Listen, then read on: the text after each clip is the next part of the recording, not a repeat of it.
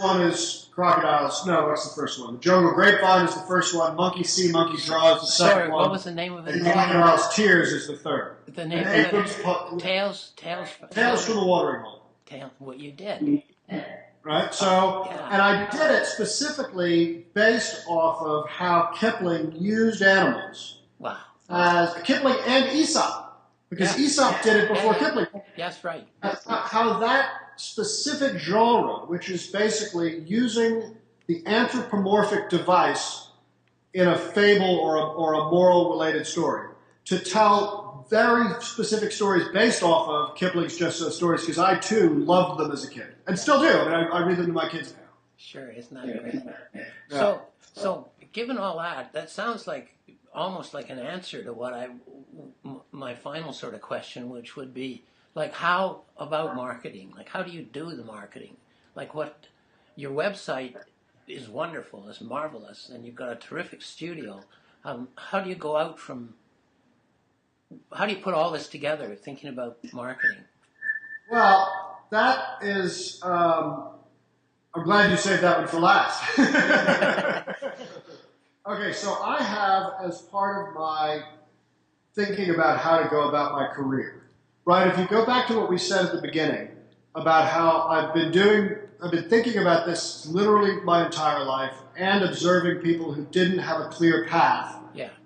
That were doing it in a different way. Yeah. So I've been thinking all along about how to do it in my own way. And mostly, it's one of those things where necessity is the mother of invention. I'm not a trillionaire, so if I want to live a standard of living, I need to make a living. So then how do you go about doing that, right? I mean, it's the fundamental artist's question. Yep. And so one of the things that I did was that I started a licensing wing to my company, I guess is the best way of putting it, where I instead of just being Alex Beard the artist, I made it so that my studio was a corporation, a subchapter S if you're in the United States and interested.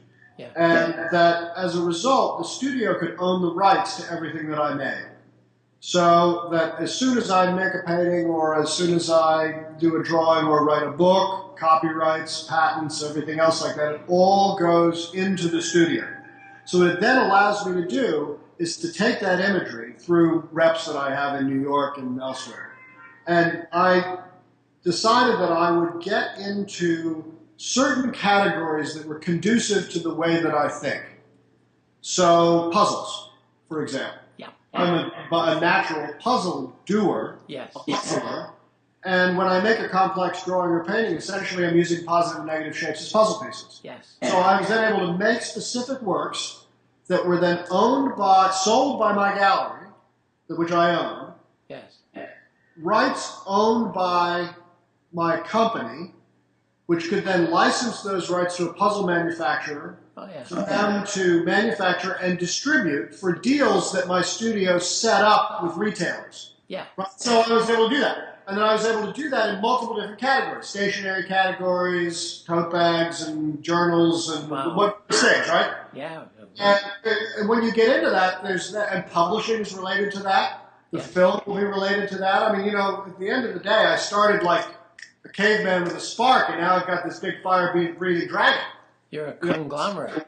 They grow and they grow and they grow. And part of the deal with that was figuring out they got actually too big for me to be comfortable with.